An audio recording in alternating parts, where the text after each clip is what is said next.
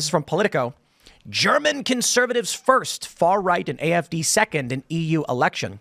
Alternative for Germany beats Chancellor Olaf Scholz's Social Democrats, who had their worst result in a national election in the party's history.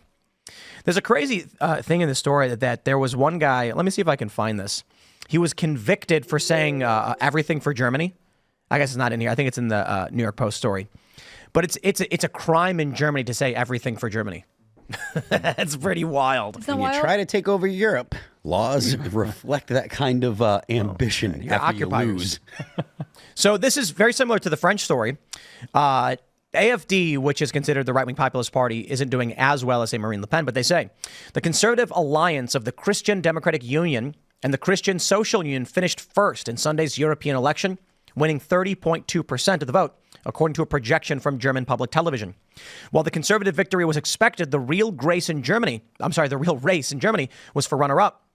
The far-right Alternative for Germany party was projected to finish second with 16%, a gain of 5 points compared to the 2019 EU election. If the result holds, it will be seen as a big success for a party that has been beset by scandals in recent months. The party's top two candidates for EU election were implicated in a series of sensational allegations of misconduct involving suspected espionage, potential Russian influence. Yeah, I don't believe any of it, to be honest. Most recently, the party's lead candidate, Maximilian Krah, was forced to stop campaigning after he defended members of Hitler's Waffen-SS as not automatically criminals. Oh, heavens. One of the party's national leaders, Tino Trupala, called it a historic result. Across Europe, far right nationalist and populist parties are projected to make sizable gains. Nigel Farage is running too. So it just looks like, I think when you have unfettered immigration, illegal immigration, and you've got these insane videos of, I hate to say it, but there's crime. People are terrified of the crime. And sooner or later, there is a majority that will vote the majority. I've been saying this to progressives. I remember I was having a conversation like 10 years ago with some progressives, and I'm just telling them, like, you do realize unfettered immigration, mass influx of non-citizens results in a majority backlash, conflict, and chaos, right? If you have immigration slow, measured, allowing people to assimilate, everything goes smooth. You bring in 5 million people in 4 years, and then you will get a massive whiplash. There you go, Donald Trump. He's coming.